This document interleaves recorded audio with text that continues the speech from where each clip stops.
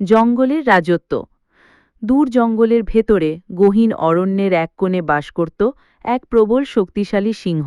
তাকে সবাই ডাকত অরণ্যের রাজা বলে।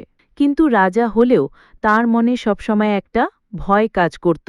জঙ্গলে দিন দিন নতুন শিকারী বাড়ছে, বিশেষ করে চিতাবাঘ। সে দ্রুতগামী, চতুর আর ধূর্ত। অনেক সময় সিংহের শিকারও সে চুরি করে নিয়ে যায়। শিকারীর অপেক্ষা। সিংহ দূর থেকে তাকিয়েছিল হরিণটার দিকে, তার চোখে ক্ষুধার ঝলক। কিন্তু যখনই সে লাফ দেওয়ার জন্য প্রস্তুত হল, হঠাৎ পাশের ঝোপ থেকে ঝটপট বেরিয়ে এলো চিতাবাঘ।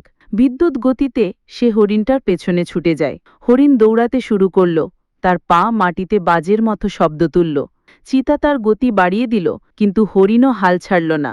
একদিকে সিংহ দাঁড়িয়ে রইল, চোখে বিরক্তি, কারণ সে ভেবেছিল শিকার তার হবে, অথচ চিতা এসে তাকে ছিনিয়ে নিল। হরিণ পালাতে পালাতে বনে ঢুকে গেল।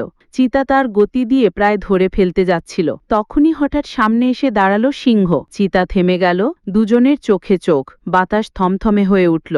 সিংহ গর্জে উঠল, এই জঙ্গল আমার, শিকারও আমার। চিতা ঠোঁট বেঁকিয়ে বলল, গতি যার, শিকার তার। রাজত্ব শুধু গর্জনে হয় না, দৌড়ের শক্তিতেও হয়। এভাবে শুরু হলো দুজনের তর্ক, আর সেই সুযোগে হরিণ জঙ্গলের গভীরে পালিয়ে গেল।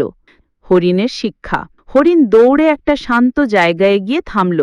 তার বুক ধুকপুক করছে, কিন্তু মনে মনে সে ভাবল, যে শিকারীরা নিজেদের মধ্যে লড়াই করে তারা কখনো বুঝতে পারে না স্বাধীনতার মূল্য। আমি বেঁচে গেলাম কারণ তারা শুধু শক্তি আর গতি নিয়ে লড়ল, কিন্তু বুদ্ধি দিয়ে নয়। জঙ্গলের সত্য। সিংহ আর চিতাবাঘ ঘণ্টার পর ঘণ্টা লড়াই করল, কিন্তু কারও জয় হল না। শেষ পর্যন্ত ক্লান্ত হয়ে দুজনেই আলাদা হয়ে গেল। আর সেই দিন থেকে জঙ্গলের প্রতিটি প্রাণী একটা শিক্ষা নিল।